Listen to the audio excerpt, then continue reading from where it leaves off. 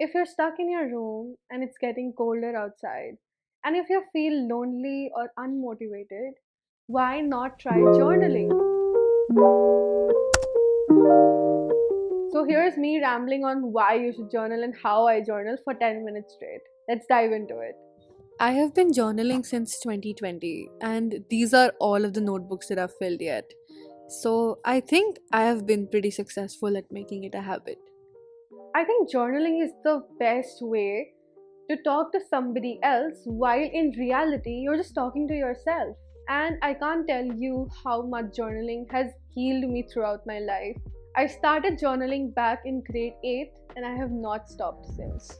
And the amount of benefits that I have reaped because of journaling are insane. While there is no wrong way to journal, there are certainly some practices which can help you make journaling a consistent habit. And today I'm going to share some tips with you which can genuinely improve your experience journaling and discovering yourself more. So, the most common mistake I made and that I see most people making is that they've just started journaling but they expect so much from themselves. So, what I suggest you is start small and be consistent. So, it is said that you need to do a thing for 21 days straight to make it a habit. So, if you don't already journal, start small. Start with journaling 5 minutes a day. That is it. So, basically, take out your copy, sit down, set a timer for 5 minutes, and just journal for those 5 minutes. Write down what comes in your mind, what is going on right now. And once those 5 minutes are over, that is it. Train your brain with consistency. Another thing that can help you make journaling into a habit is associating journaling or any habit for that sake with a part of your day. For example, you can write down your thoughts every morning just after you wake up. So, for that, you can keep your journal right next to your bed. Or if you're a night owl, you can just write down your thoughts before you go to sleep. Both things work amazingly, but what happens is that if you keep doing this, then you will always associate waking up with journaling or going to bed with journaling, and I can tell you it will work wonders. Do whatever it takes to remind you. Put a sticky note on the wall, set an alarm on your phone, or just ask a family member to remind you, or just leave the notebook right in front of yourself so that you will be compelled to pick it up and use it. And once you form a habit, you won't have to do all of these tricks because you'll be naturally drifted towards your journal. So, another tip is to make journaling a whole fun experience. What I mean is that if you're a stationery geek like me, pick out the cutest journal. Like, pick out a journal which you won't use just like that, for your school or something. Pick out a cute journal, write your heading, use nice pens, use nice tapes, and just decorate if that's what you're into. Try to make it aesthetic and cute so that your brain can always associate a cute notebook with journaling and help form that connection. And the best part is that you can take your journal anywhere. If you want to go in a park in and journal, if you want to go into a cute cafe and journal, you can do that. Or if you value your privacy more and you just prefer journaling at your home, do that.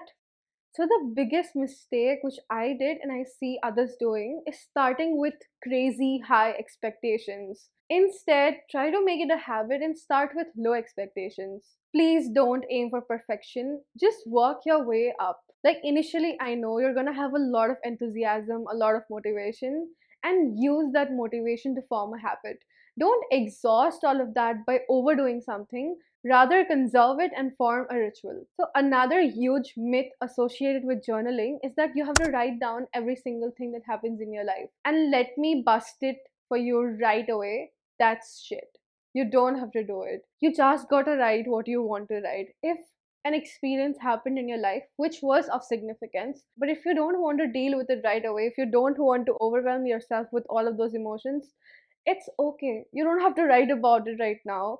It's completely fine. Journaling is about making yourself comfortable with who you are and making yourself comfortable in expressing yourself freely. So do not feel pressurized to jot down every single thing that happens. It's not a chore, so just write what you want whenever you want. Another issue that most people face is that they think that what they're writing is not super deep. And let me tell you what you write does not have to be super intimate or super deep right away. Like any other habit, journaling is very similar to building a muscle. The more you do it, the better you get at it. So you don't have to pour out your entire heart in your journal on the very first day. Just write whatever you want. I mean, nobody's gonna quote your journal, so why take the extra pressure? And I'm telling you, more introspective writing will come slowly with practice. So give yourself time and just enjoy the process. So here is something that I really enjoy doing, and that's called morning pages. So what it basically is that every single morning you just write down 2 pages. Like whatever is going on your head, write that down. It does not have to be meaningful. It's basically morning pages help you avoid brain clutter. So as somebody who gets overwhelmed